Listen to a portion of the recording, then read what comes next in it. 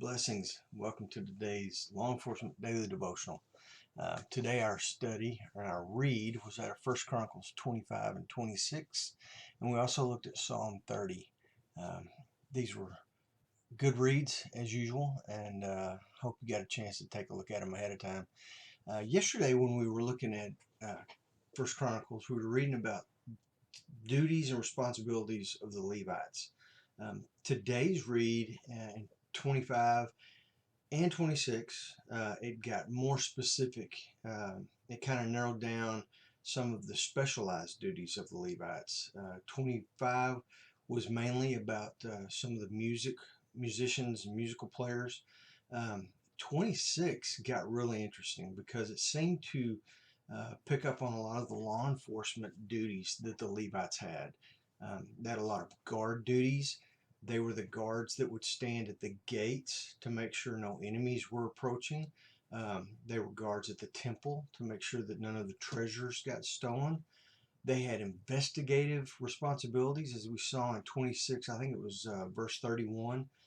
And they also had authority over other tribes. Now, to me, that's huge. King David himself gave the Levites authority over, as quote unquote in the Bible, overseers of the 2.5 tribes that were on the other side of the Jordan. To me, that's very specific as far as what a law enforcement detail is. Now, of course, when we think of law enforcement, we conjure up the idea of modern Western law enforcement tactics.